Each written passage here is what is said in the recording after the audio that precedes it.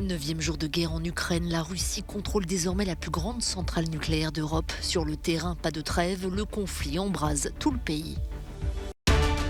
L'AIEA assure qu'il n'y a pas de fuite radioactive après l'incendie qui a touché un bâtiment de la centrale de Zaporijia. Aucun des réacteurs n'a été touché par un tir russe. Le musellement des médias s'intensifie en Russie. La Douma a adopté une loi qui punit jusqu'à 15 ans de prison toute publication de fake news. De nombreuses réactions politiques en France après l'annonce de la candidature d'Emmanuel Macron. Les candidats s'en prennent au bilan du président sortant. La guerre en Ukraine a franchi une étape supplémentaire.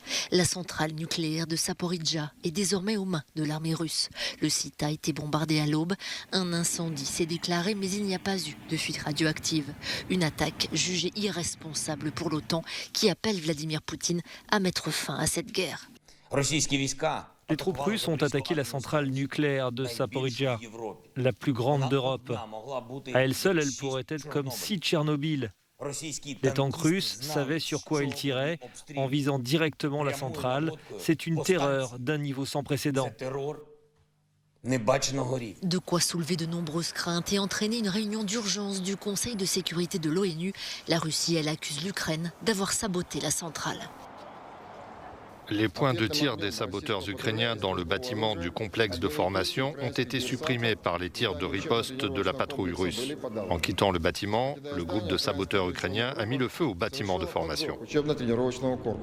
En ce 9e jour de guerre, les troupes russes maintiennent la pression et le conflit embrase désormais toute l'Ukraine. Les combats se poursuivent à Tchernigiv, au nord de Kiev, où l'Ukraine accuse Moscou d'avoir bombardé jeudi une zone résidentielle et des écoles faisant 47 morts. Situation critique à Okhtyrka et Soumy, deux villes de l'est du pays.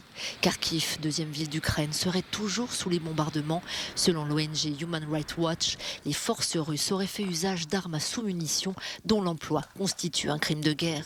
Quant au port stratégique de Mariupol, le maire accuse les forces russes de vouloir instaurer un blocus et parle de situation humanitaire terrible après 40 heures de bombardements ininterrompus.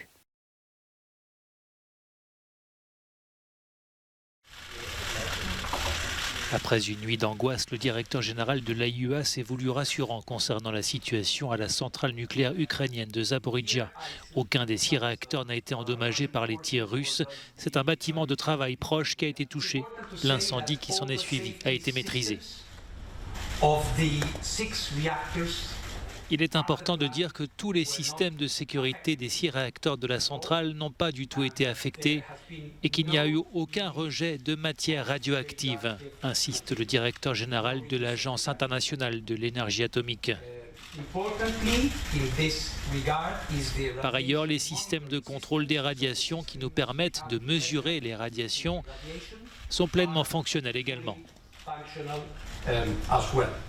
Le chef de l'AIEA s'est dit prêt à se rendre en Ukraine afin de négocier avec les parties en conflit une solution afin de garantir la sécurité des sites nucléaires de Zaporijia et de Tchernobyl, 2 sites qui se retrouvent au cœur du conflit et font planer le risque d'une catastrophe. Des trains qui quittent la République tchèque pour se rendre en Ukraine. Chaque soir, l'ONG People in Need organise un convoi entre Prague et la frontière ukrainienne, en Pologne. Les wagons transportent des volontaires prêts à rejoindre l'armée ukrainienne, mais aussi de l'aide pour les réfugiés ukrainiens. Ils sont nombreux à fuir les bombardements russes dans leur pays et le seront de plus en plus selon l'ONU. Même si l'échelle et la destination de ces déplacements sont encore floues, nous estimons que 10 millions de personnes pourraient fuir leur foyer si les violences continuent. 4 millions de gens pourraient franchir les frontières jusqu'aux pays voisins. De nombreux Ukrainiens se dirigent vers la ville de Lviv, dans l'ouest du pays, à moins de 100 km de la Pologne.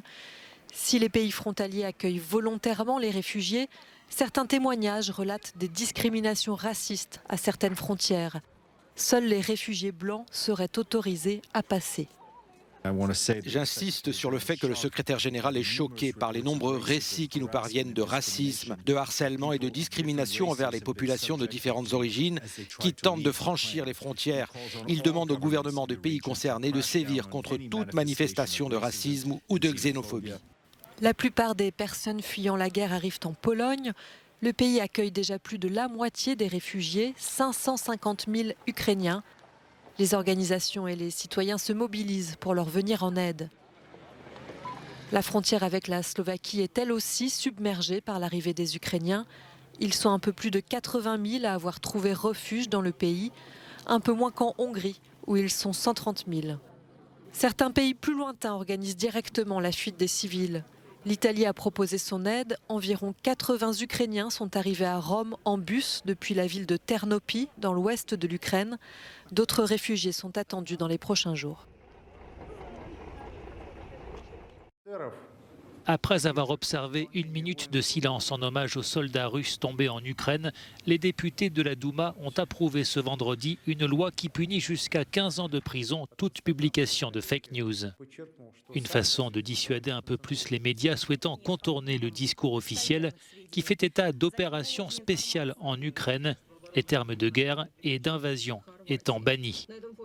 Face aux menaces et à ce musellement accru de l'information, des médias locaux indépendants ont préféré s'autodissoudre, comme la radio privée Echo de Moscou. Alexei Veneditkov est le rédacteur en chef de cette station emblématique. Nous vivons aujourd'hui dans un quasi-état de guerre et le gouvernement introduit petit à petit des lois restrictives qui affectent la liberté d'expression en général, pas seulement celle des journalistes. Il faut admettre que nous avons oublié comment nous vivions il y a 30 ans, avant Mikhaïl Gorbatchev. En fait, nous sommes en train de revenir à cette époque. Également dans le viseur des autorités russes, la chaîne de télévision indépendante Dojd, qui a annoncé mardi la suspension de ses programmes. Accusée, elle aussi, de diffuser des informations mensongères, elle a préféré couper le signal. Enfin, les médias étrangers diffusant sur le sol russe n'échappent pas aux restrictions. Les autorités ont limité l'accès à la BBC ou encore à l'allemand Deutsche Welle après que les Occidentaux ont débranché Russia Today et Sputnik.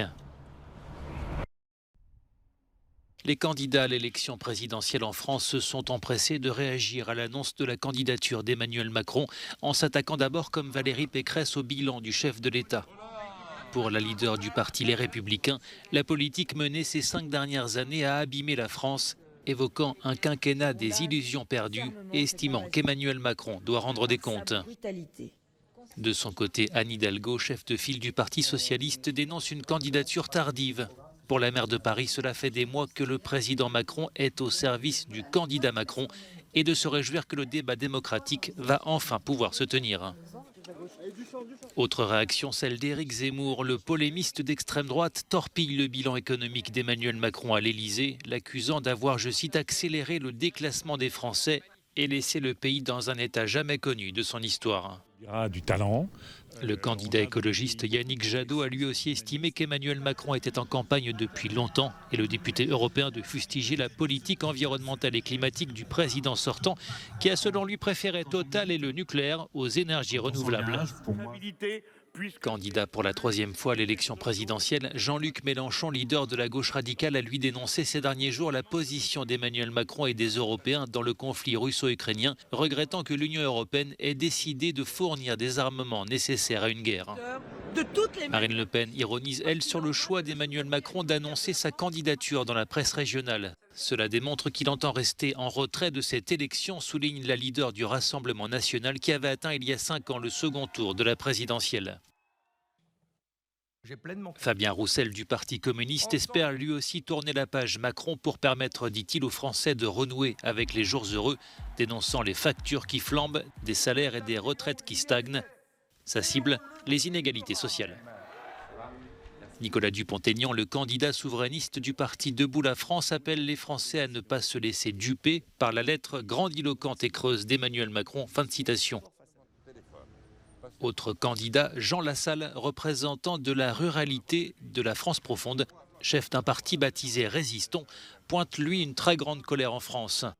Tout comme Nathalie Arthaud, leader de Lutte ouvrière, candidate pour la 3e fois à l'Élysée et qui dénonce le bilan accablant du président sortant. Rendez-vous dans un peu plus d'un mois, le 10 avril pour le premier tour de l'élection présidentielle et le 24 avril pour le second tour et le verdict final des urnes.